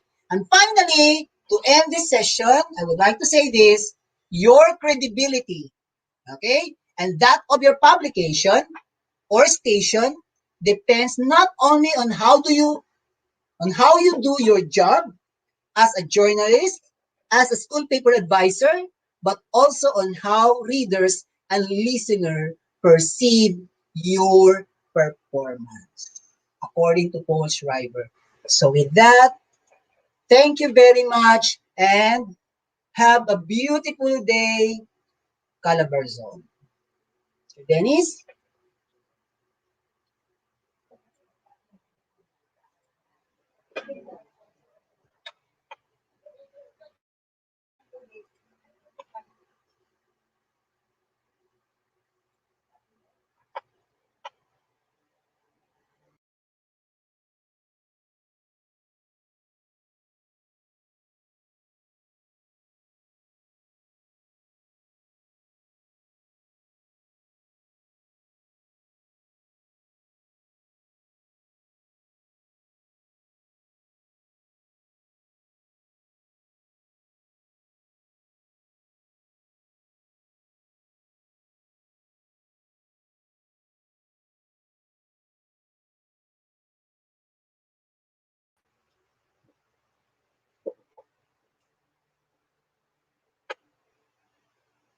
Sir Dennis, di ka rinig. Di ka rinig. Ayun, okay. Sorry, nakamute pala ako. Minute ko yung sarili ko. Ayan, thank you Sir Irlo sa isang napakalaman at makatas. Ayan. na session on ethics. Ang ganda nung ako personally listening, ang ganda nung session kasi it's personal yung kung paano talaga natin to ginagawa sa ating rehiyon, no? So ayan, so congratulations. I was looking doon sa feed every now and then, no, I'm looking doon sa feed. Walang gustong magtanong. Wala po ba kayong tanong? By the way, Ma'am Vilma Buhay, ang ating kapatid sa roadshow ay kapiling natin. Nandito siya sa newsfeed at nag-PM din siya kanina sa akin. So, kapatid Vilma, hello, hello. From Lucena City siya. Ayun, unang-una, kung meron po kayong mga katanungan, gustong linawin, gustong idagdag mga ganyang bagay, please sa comment section lang po pakilagay po. No po. Hindi pa po tayo tapos actually. May mahabang oras pa tayo. May nagpapa-shoutout from Tayabas si Ma'am ano ba ito? Si Ma'am Anodel Gob ng Tayabas. Hello, shout out to you. By the way, for the information of everyone, present ang lahat ng ano ba to? Mga kasamang divisions. Meron tayong ilan ba to? 2, 4, 6, 8, 10, 11 divisions na kasama sa cluster 1. From Laguna, we have Laguna of course, Laguna, Binyan, Cabuyao cities, San Pablo, Santa Rosa, and Calamba cities. Tapos from Rizal, of course, yung Rizal province and Antipolo city. And from Quezon province, Lucena City, and Tayabas City. So, ang daming teachers na kapiling natin ngayon. And checking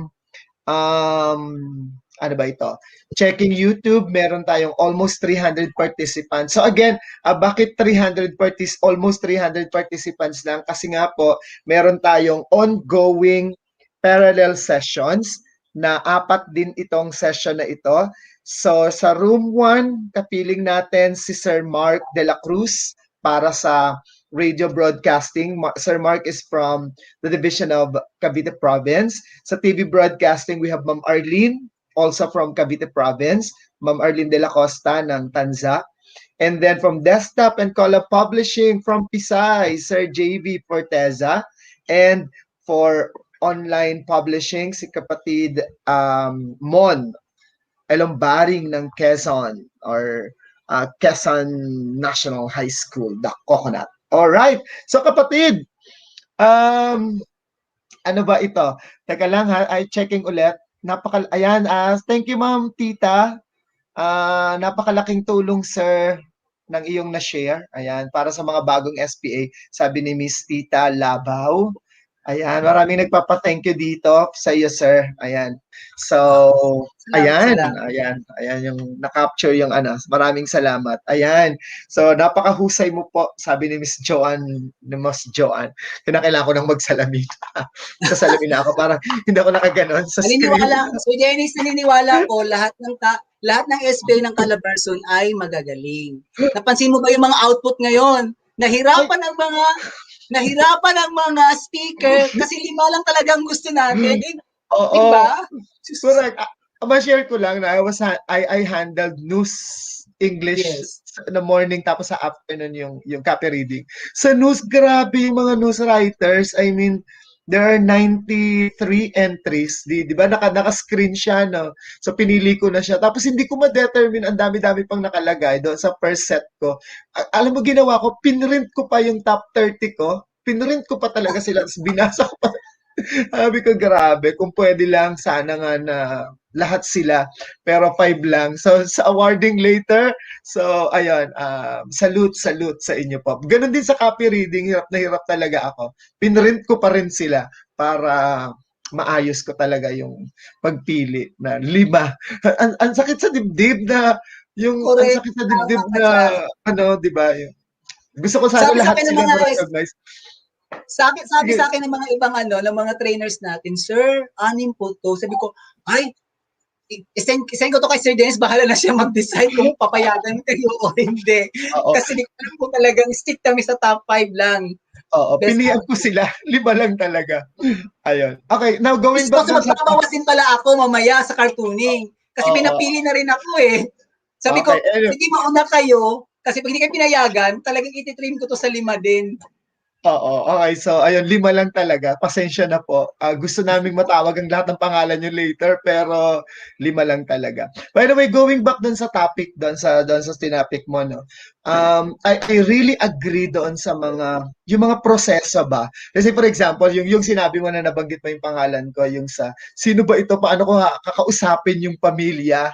Actually, for the information of everyone, is the pamilya ni Nardong Putik. Yung gusto, dahil from Imus ito. So, ayun, yung other story, kamusta naman yung pamilya, yung mga ganon. Kasi syempre, knowing yung standard natin sa feature and knowing the Tama. standard set by Miss Mela, ay Yes. grabe. Diba? So, talagang, kumbaga, stressful talaga yung proseso, pero for yung gusto mong maibigay sa audience mo yung totoo, yung update, yung mga ganong bagay. So you really have to work doubly hard, parang ganon, yung talagang gagawin Ako mo. rin, Sir Dennis, sa totoo lang, minsan nane-neglect ko yung ethics in campus journalism eh. But I'm so happy, habang binabrowse ko to at pinag-aralan ko talaga ito, natuwa ako sa tinuturo sa atin ni Sir James Galvez. Sa lead pa Yes, lang. It's already there. Strive for accuracy. Sabi ko, wow. Thank you so much na nagkaroon tayo ng mga ganitong klaseng mga speakers o mga judges na talaga kung ano yung professional practices ay talagang i-share sa atin at na-adapt natin. Kung kahit pala hindi namin alam kung ano talaga yung, minsan kasi nanineglect natin yung topic na to eh, but we are doing it. correct. Actually, ayun nga, yung sa lecture ko sa news, no, lagi kong kinakapitalize talaga yung, let's say for example, dahil tayo naman ay magkakaedad, I suppose yung mga SPA, no, except for the new breed, of course. Di ba, lagi Yes. nating naririnig yung, kunyari, sa GMA, yung News and Current Affairs programs, walang kasinungalingan, walang kinikilingan, walang pinoprotektahan. Di ba? Serbisyong totoo lamang. Sa Channel 2, yung kanilang panig sa katotohanan, panig sa bayan. Yes. So, yun talaga yung konteksto ng ethics, I suppose. Walang kasinungalingan, panig sa katotohanan, walang kinikilingan. So yun na lang, Yes. yun na lang yung maging, kahit hindi mo basahin kumbaga yung libro, yun na lang, Exactly. yung linyang yun. Walang kasinungalingan, panig sa katotohanan, walang kinikilingan. So yun na siya. Yun na yun. Yun na yung gist kumbaga. No? Wow, may mga message dito, Sir Dennis. Nagpapasalamat sila. Ma'am Elaine Coronel, salamat. Yan ang terminology. Salamat po. I think the session is the most significant to learn. Thank you, Sir Ilo. Thank you din po. Actually, ginagawa namin to hindi na para sa amin, para po sa Calabarzon po talaga.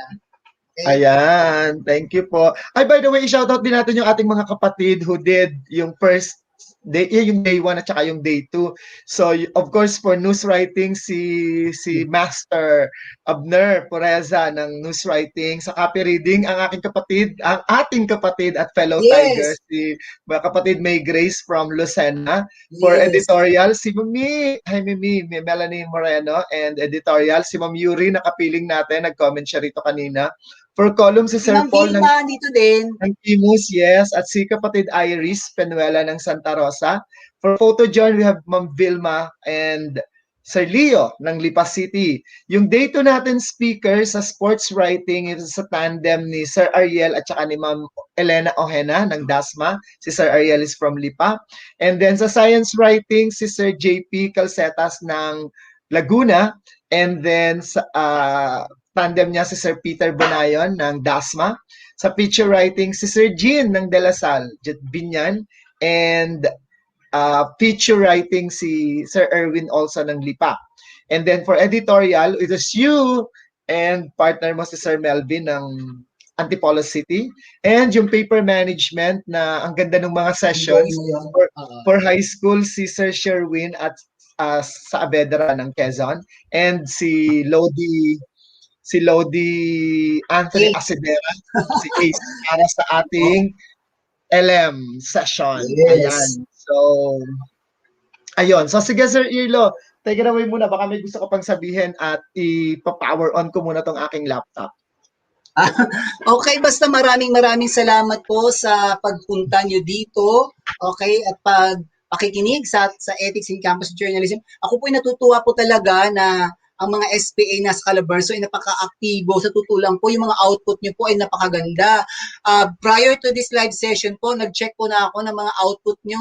Sumakit ang ulo ko. Nilagay ko muna sa folder yung mga napili ko. Kasi ang dami naman ito. Tapos top 5 lang ang bibigyan namin. Actually po, dapat walang ganun. Kaso lang, naisip namin, sige, bigyan na natin ng halaga ang mga pinaghirapan ng mga teachers na to. And also, sana po, hindi handang pakikinig lang ito.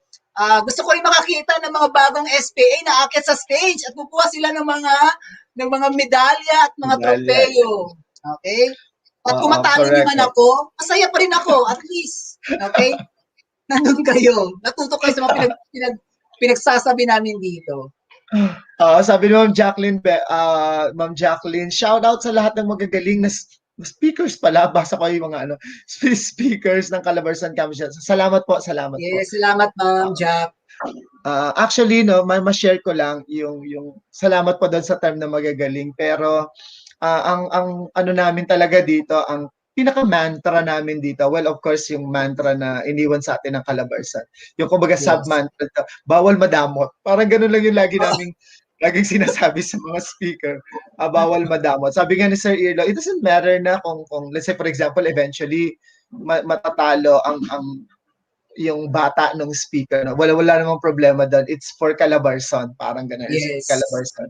At saka ang mahalaga dito ay, yun nga, ma-uphold natin talaga yung spirit ng campus journalism, yung essence ng campus journalism na yung responsibilidad natin, because really yung responsibility natin bilang paper advisor, yung konteksto ng journalism, yun yung nagma-matter talaga ng matindi. Para not winning.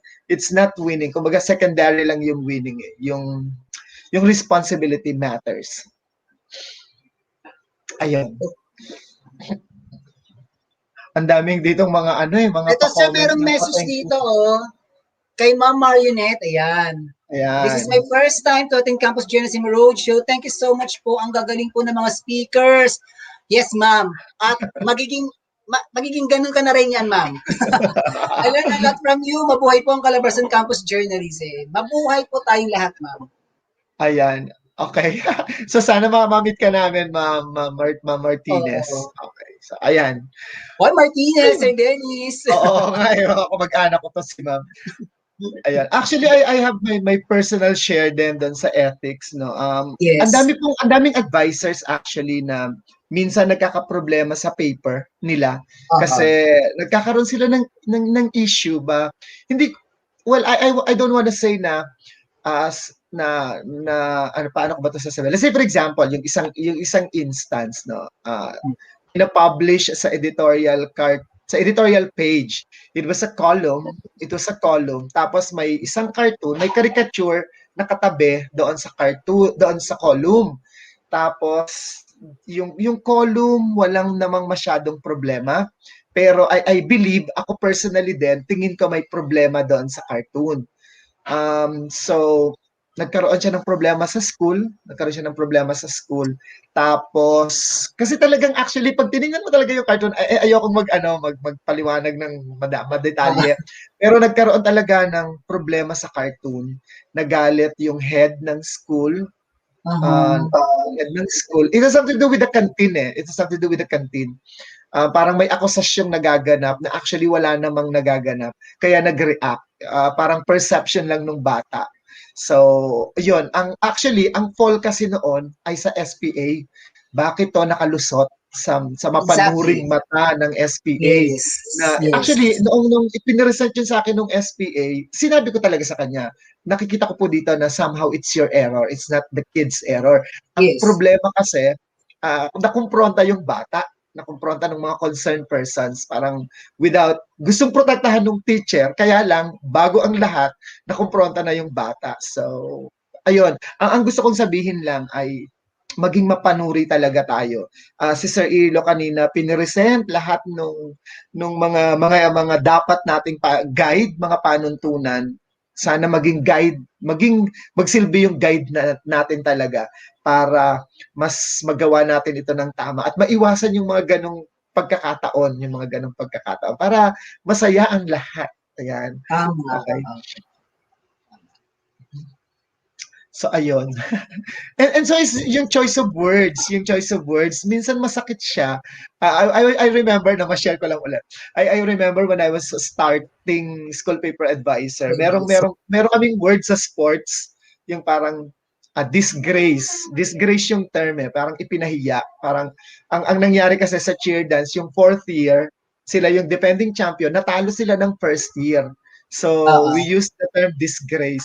So, yung mga fourth year, nung lumabas nung nag-circulate na yung paper, talagang lumapit sila sa akin, yung mga fourth year, yung grupo ng cheer dancers. Tapos talaga sinabi ng cheerleader, nung cheer captain, sabi niya, sir, natalo na nga kami. Tapos paglabas itong dyaryo, yung word na ginamit, talagang tinapak-tapakan pa kami. Tama. Di ba? Yung parang talagang naano ako, like, yung gano'n, yung wala akong intensyong saktan yung damdamin nila. Pero kasi di ba sa sports, yung mga sports lingo, at times, parang okay siya sa mundo ng word. Pero doon ko na minahal yung copy reading. Doon ko talaga sinimulang mahalin. Dahil sa pagkakataong yon, sabi ko, I really have to be mindful din pala sa mararamdaman, sa posibleng maramdaman ng bata, yung gano'n. So, ayun. So, just a sharing para sa mga nagsisimula rin ng paper advice. Kasi nandun naman yun sa ethics, Sir Dennis, na talagang detrimental ba to sa mga tao na nakakabasa nito? You have to be mindful. Tama yung terminology mo. You have to be mindful. Baka naman ay, Diyos ko, lalo sa pandemic tayo ngayon, lahat na lang yata ng mga bagay-bagay ay binabalas at kung tama ba talaga ang panlasa nito, ang katanggap-tanggap sa karamihan. So same also in the campus journalism, sa mga gamit nating mga words, isipin natin kung tama ba to. Kung hindi tayo sigurado, ask for the second or the third opinion. Yun ang maganda doon. Okay? We are just a chat away. Sir Jess, ay nako, madali yung kausap yan. Kasi pagdating sa headlining, siya po talaga yung hari doon. Hari talaga. Ayun, hindi, wala lang. Yun nga, pero hindi, ang gusto ko sabihin din, I really learned from experience talaga. I've been as paper advisor for how long na ba tayo mga paper? Ikaw, sir, ilan taon na bang paper advisor? Kaya nga na, ang tagal-tagal na. Pero talagang, kumbaga experience talaga really teaches a lot. Yung gano'n. No? Ayan, may message si Sir Matrin de Lima. Uy, Sir Matrin! From Laguna, right? Yeah, Photo Journal. Sa trainer dito ng Laguna sa Photo Journal. Photo Journal. Yeah, of course. Ayan. Salamat po, sir. Salamat. Oo, si Sir Matrin ay... Namiss na po namin kayo na makasama talaga, face to face. Napaka-active ng buhay nito ni Sir Matrin. Exactly. Saan siya sa kanyang pagpidal. Ayan, biker si Sir Matt. Alright. So, ayan. Sabi ko nga umattend pa siya ng training talaga ng photo journal. Sabi ko, umattend siya, nakita ko pangalan niya. Sir Jess, ito nakita ko gano'ng ka-humble ang mga winning school paper advisors natin. Isip-isip ko nga, bakit pa kayo umattend? Mga winners na kayo, hindi nyo kailangan ito. Still, learning is a continuous process. Diba? Meron ka pa rin makukuhang mga ideas sa ibang tao. And I salute you that, guys, na talagang yung pagiging humble nyo ay makikita talaga. Thank you, Ma'am Jessica, sa iyong comment. Sobrang nakakamiss. Totoo talaga. Sobrang nakaka-umattend sa mga gantong training. Thank you po for making it possible amidst pandemic. Thank you po. Ayan. May nag-comment sa akin kahapon. Sabi niya sa akin, akala namin hindi ka na magtataray kasi nasa Zoom. Sa sobrang ingay kasi at hindi ko na maintindihan kung sino, talagang tinarayan ko sila. Hey, kung nasa face-to-face lang tayo dito, wala, pinagdilatan ko na kayo ng mata. Sabi ko sa inyo, Miss Minchin yan, di ba? Hindi, kasi naman ang purpose naman ang purpose naman natin is talagang matuto at malaman nila. Okay? Yan ang pinaka-purpose natin. Oo, tama naman talaga. Okay. Isang masayang talakayan, makabuluhang may bahagi sa amin ng mag-aaral. Okay. Maraming salamat po, Ma'am Jocelyn Buena Obra. Ayan. Ayan, sabi ni Sir Actually, Matri. may nagtanong. May nag-PM sa akin. Wala ba daw pang bata? Kasi SPA daw sila eh. Wala ba daw pang estudyante nila? Sir Ethan. Sir Ethan. Pag-usapan namin. Oo. Okay. Ayan. Okay, mukhang wala na talagang magtatanong. So, I guess we have to end the session. Ano ba? Yes. Okay. So, ulit lang po just an announcement. So, later this afternoon at 1 o'clock po ay ang ating closing and awarding of best output. So, ayan. Sana isa kayo doon. Sana isa kayo doon. Correct. So, sir, baka meron ka pang gustong or parting words. Wala na. So mamaya magkita-kita tayo ng alauna sa ating awarding. Sabi ko na congratulations sa mga lumusot. Sa totoo lang po, pag hindi po kayo nakitang pangalan niyo sa PowerPoint, wag pong malungkot. Sa totoo lang, ang daming magagaling. Hindi namin alam, hindi ako yung nag-sugarcoat. Talagang po maraming magagaling. Kahit in photojourn, in cartooning ngayon, I am expecting na gawang bata, gawang elementarya ang mga output, pero my God, sabi ko magagaling ang mga SPA. Ngayon lang kasi lahat mga baguhan. So, just go on. Okay? Just go on. And you'll reach there. All right? So, ayun. Yeah. So, again po, maraming salamat sa lahat ng umattend sa ating session na ito sa Ethics and Campus Journalism. Maraming salamat po. Thank you, Sir Irlo, for sharing your knowledge sa lahat ng ating mga participants. And of course, shout out din sa lahat ng mga nasa iba't ibang rooms, doon sa 4 na rooms na uma-attend at the moment, doon sa iba't ibang group categories natin, sa online, collab, TV broad, radio broad, with sa yung term ni RD natin, with the expert. Truly, they are really expert SPAs.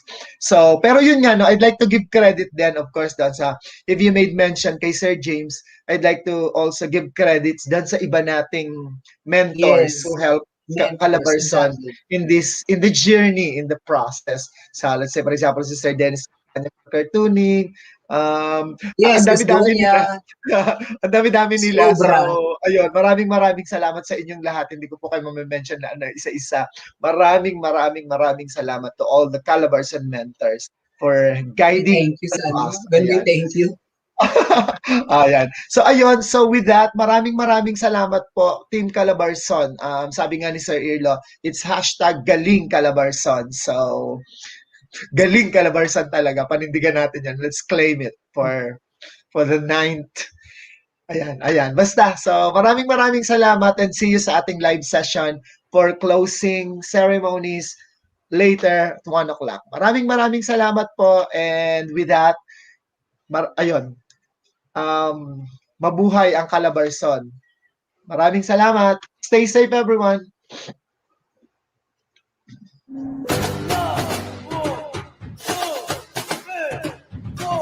A paradise for adventure seekers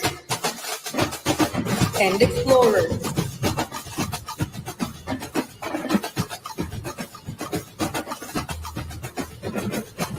The cradle of Philippine noble heroes.